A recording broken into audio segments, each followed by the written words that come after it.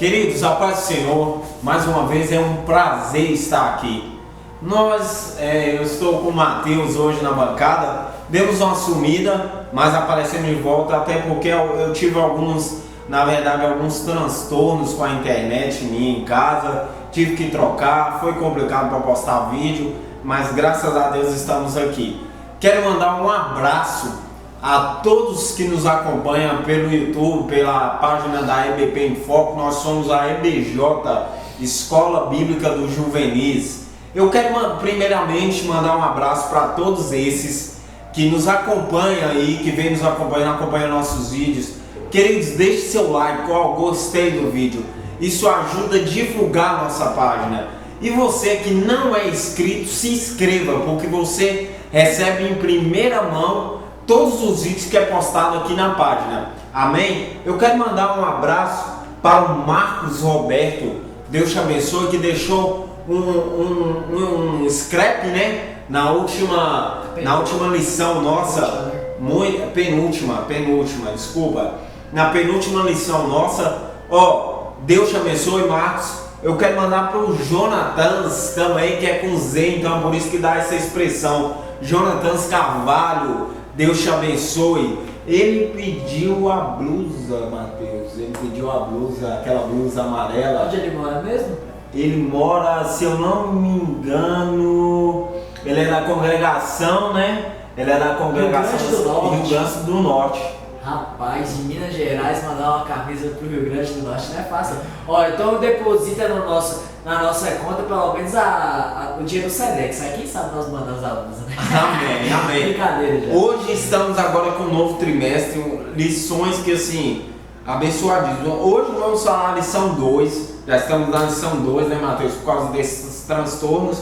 Lição 2, o caráter ético de Deus. Eu quero deixar aqui também a minha apresentação com o comentarista Matheus, amém? Amém.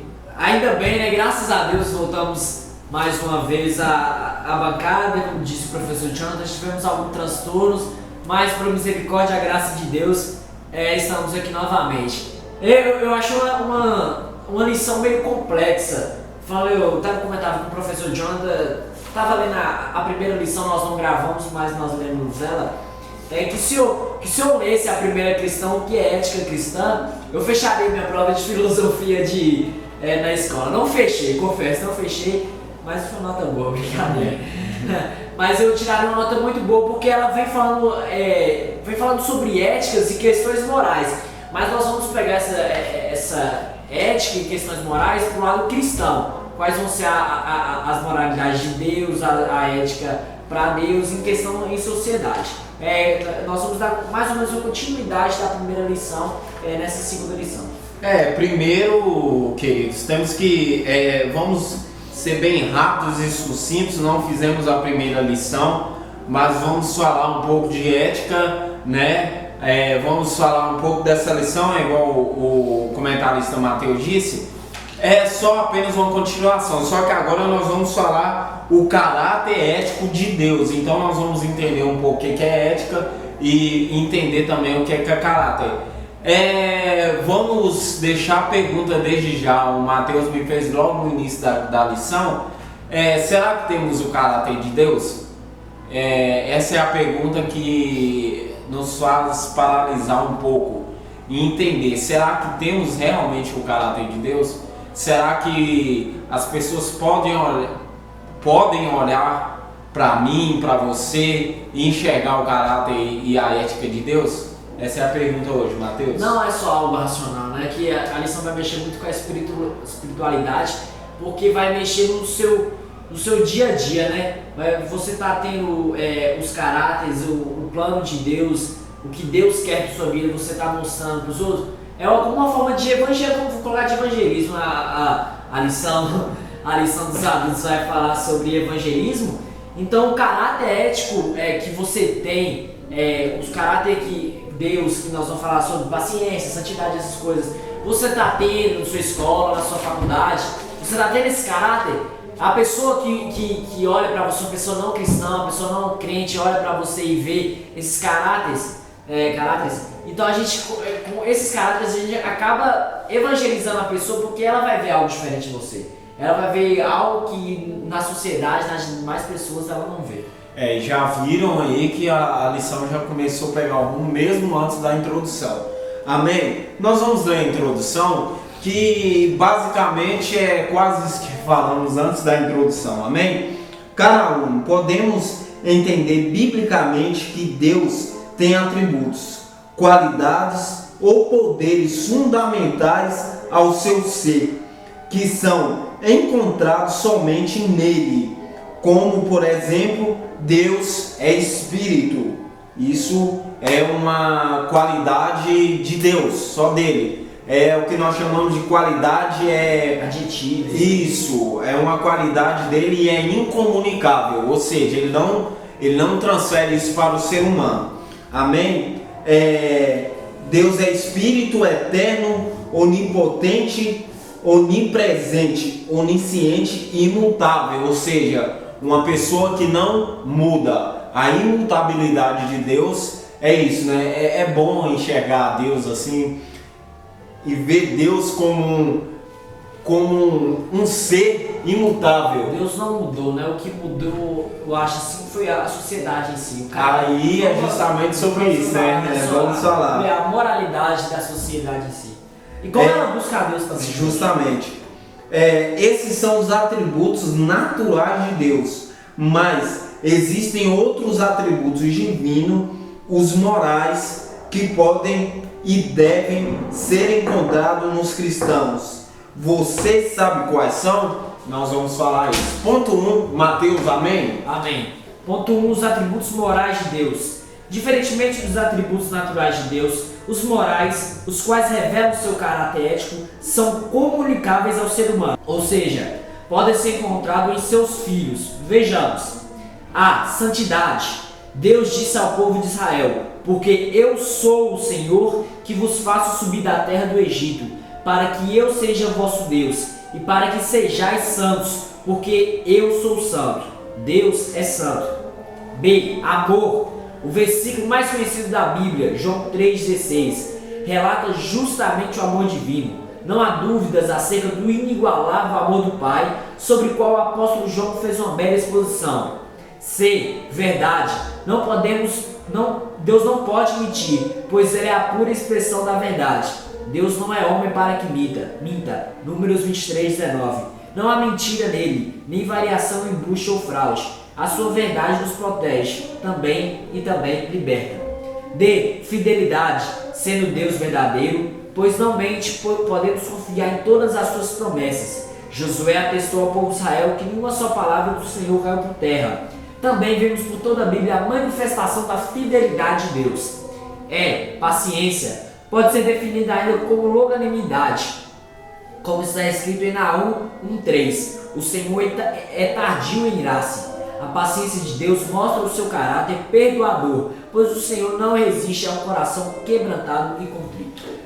Vemos que então são atributos, esses atributos, todos esses que falamos, são atributos morais de Deus e atributos comunicáveis, ou seja, comunicáveis aos homens. Então nós temos que ter amor, paciência, né? Verdade. Hoje eu falava com um pastor e eu perguntava qual é o primeiro princípio de não mentir. Aí ele falou, sim, falar a verdade. Eu falei, eu vou um pouco mais além, pastor. Por que então não falamos a verdade? Porque sempre a verdade dói, querido. A verdade nem sempre é aquilo. A verdade, quando eu vou dar um exemplo clássico. Quando você faz alguma besteira no serviço ou em qualquer coisa, em qualquer área de sua vida, você fala uma mentira para amenizar aquela situação. Por quê? Se eu falar a verdade, o que realmente aconteceu, vai ser que ou o patrão ou o que seja que aconteceu, vai contra a sua, você vai ficar triste, entendemos que quando eu minto pro meu patrão, patrão, eu fiz isso e não fiz, não, eu coloquei aquilo ali. Querido, o atributo, isso é moral. A gente está falando aqui de ser moral, entendeu? Eu vejo a história de Noé, sendo bem rápido e sucinto aqui. A história de Noé é engraçado, porque em momento nenhum fala que Noé era cristão. E é o que mais me chama a atenção. Noé, ele tinha o quê? Ele era justo, ele era bom, entendeu? Ele comprava e pagava. Então você vê, Deus enxergou e ele era um homem bom. Então Deus olha para a terra e enxerga ele como um homem bom pelos atributos. Então vemos aí que os atributos comunicáveis de Deus, que são santidade, amor, verdade, fidelidade e paciência, nós temos que ter isso no nosso ser, no nosso caráter. Nós temos que seguir isso como padrão de regra, de ética. Mateus quer falar alguma coisa? Não, amém? Vamos para o tópico 2, o reino de Deus, amém, Mateus? O reino de Deus. Este reino é a soma de todas as bênçãos, promessas e alianças que o Todo-Poderoso destinou aos que recebem a Cristo Jesus, como define o pastor Wagner Gabi. Nos evangelhos, Marcos e Lucas preferem a expressão reino de Deus, ao passo que em Mateus, em algumas citações, reino dos céus. Contudo, são expressões sinônimas. É possível considerar o reino de Deus como tendo dois aspectos. Presente, nesse sentido, o reino do Senhor está entre nós, manifesto na vida dos salvos da igreja do Senhor. E futuro, o reino dos céus ainda pode ser reconhecido como o milênio e a eternidade em que Cristo reinará absolutamente. Então, a própria revista afirma e nós afirmamos que é possível considerar o reino de Deus como tendo dois aspectos. Esse aqui, na nossa vida agora, vendo a salvação na vida das outras pessoas, não é isso? Vendo algumas coisas. Por isso que ser cristão, ser evangélico, eu acho que o termo é até muito fácil. Agora, ser cristão é meio difícil, porque... Ficou claro demais, né? Ser crente evangélico. Porque ser cristão é muito diferente de ser crente e evangélico. Um pastor, que até meu patrão, esse pastor, ele fala o termo que tem muita gente por aí evangélico, não é nem evangélico e nem gospel, né? Tem um termo aí, gospel, né? Mas então nós temos que entender que o caráter, os atributos de Deus, querido, é muito importante. Nós podemos viver ele aqui na terra, esses aspectos. O primeiro é um reino agora, não é um reino futurístico, um reino vindouro, é um reino agora. Nós temos que viver, né? Não simplesmente podemos, nós temos que viver esses aspectos, porque isso vai definir nós como cristão. Nós não temos que parecer cada vez mais com Jesus, parecer com Jesus. Então, esses aspectos vão mostrar quem realmente somos, se somos verdadeiros cristãos ou não. E podemos também ver no futuro, né, que é o reino dos céus. Aí a gente está falando de algo futurístico, futuro. Então nós vemos aí os atributos. Eu fiquei de indicar esse livro para os que nos seguem. Luiz Berkhoff, Teologia Sistemática, um livro ótimo, excelente para estudar. Berkhoff pesado, mas muito bom. Livro bom para quem gosta de estudar. Então tá aqui a dica, Luiz Berkhoff, Teologia Sistemática, tá? E ele vai falar justamente sobre isso, sobre os atributos comunicáveis e os atributos incomunicáveis de Deus. Então vai falar nos dois aspectos aí. Eu li os atributos comunicáveis, agora eu vou ler os incomunicáveis, que é Espírito. Deus é Espírito, ele é onipotente, onisciente, onipresente, eterno e imutável. São aspectos que nós seres humanos não temos, né? Não temos. É único de Deus. O que nós podemos ter é santidade, amor, verdade, fidelidade e paciência. Às vezes nós podemos ter... São atributos que Deus comunica conosco, né? Nós comunicamos até com outras pessoas também, mostrando que nós somos cristãos. Sim. E esse eu vejo o ato de Deus compartilhar, vamos dizer assim, dar uma compartilhada desses atributos aí, é justamente para esse fim. Para que eu possa compartilhar com o Mateus, para que eu possa compartilhar com fulano ou com ciclano. Amém? Tópico de número 3, amém? Lição rápida, né? Lição rápida. As virtudes manifestas do reino de Deus. Escrevendo aos Coríntios, Paulo disse: porque o reino de Deus não consiste em palavras, mas em virtude. Sendo assim, acerca do aspecto presente do reino de Deus, as virtudes ou poder do reino devem ser manifestas aos seres humanos. Mas por intermédio de quem? No conhecido Sermão do Monte, Jesus afirmou a seus discípulos que eles são sal da terra e luz do mundo. Depois afirmou que os homens devem ver as boas obras dos santos e glorificarem a Deus. Assim, entendemos que as virtudes do reino de Deus devem ser vistas por todos os não cristãos na vida do cristão, seja na igreja ou fora dela. Portanto, os atributos morais do Altíssimo devem ser apresentados pelo cristão em sua vida para a manifestação do reino de Deus aos homens: santidade, amor, verdade, fidelidade e paciência. E eu quero que você leia Efésios 4,15.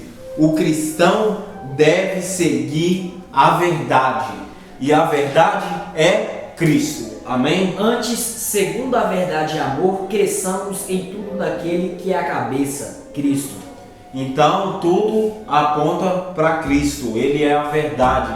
E é isso que devemos viver. É a verdade. Chega de viver, vamos dizer assim, no oba-oba da vida. Vamos viver a verdade. A verdade é Cristo. Querido, antes de concluir aqui a lição, eu quero até abrir aspas aqui para dizer, querido, continue orando por esse projeto da IBJ. É muito difícil. O Matheus vem nos acompanhando desde o início. É muito difícil. Sempre surge alguma coisa. Sempre surge uma coisinha. A rede, porque não dá pra mim hoje, porque não. Eu já liguei várias vezes pro Matheus, eu não vou gravar hoje. E acontece, querido, não vamos ser hipócritas de dizer que não acontece. Desânimo vem, ele bate forte, não bate fraco não, ele bate forte, ele bate pesado. Mas que os atributos de Deus, que nós sejamos os espelhos aqui na terra de Deus. Amém? Em relação a isso, eu continuo orando mesmo, porque é difícil esse projeto. Mas em relação à lição, não é fácil ter esses aspectos, né? Porque vamos acabar sendo diferentes do mundo. Tendo até amor, verdade, fidelidade, principalmente paciência. Como diz o pastor Marciano, que é pastor da igreja de sede aqui, nós vivemos uma geração muito paciente, uma geração ansiosa. Eu sou uma pessoa ansiosa, eu me considero uma pessoa muito ansiosa, querer as coisas muito rápido, e isso aí acaba gerando vários fatores. E devemos ter esses atributos: paciência, amor, fidelidade, verdade, para diferenciarmos dessa geração que vem. Como diz a revista, que assim entendemos que as virtudes do reino de Deus devem ser vistas por todos não cristãos na vida do cristão, seja na igreja ou fora dela. Ou seja, não devemos ter esses atributos só dentro da igreja. Aqui da igreja, tudo é mais fácil na igreja, porque vai ter o culto e tal, você vai ter uma espiritualidade maior. Então, o que vai ser da igreja para fora? Como vai ser os seus aspectos, as atitudes? O que você está fazendo para mostrando, você está sendo um verdadeiro cristão para a sociedade? Como você vai pregar o evangelho se nem aspectos e características de cristão você vê? Pergunta se você é crente mesmo, zoa na sua cara, falando se você é crente. Mostre esses aspectos, né? Mesmo que pareça quadrado para a sociedade, para a geração de hoje em dia, mas mostre esses aspectos, porque isso vai fazer um verdadeiro cristão. O seu reino não está aqui na terra, o seu reino está nos céus. E é bom pensarmos nisso, querido. Santidade, eu lembrei de um texto aqui que era 1 Pedro, versículo 16, que diz: porque está escrito, sede santos porque eu sou santo. Então Deus requer isso de nós, requer uma santidade, uma separação. E outro termo que o Matheus tocou aqui, nós vivemos realmente numa geração totalmente impaciente.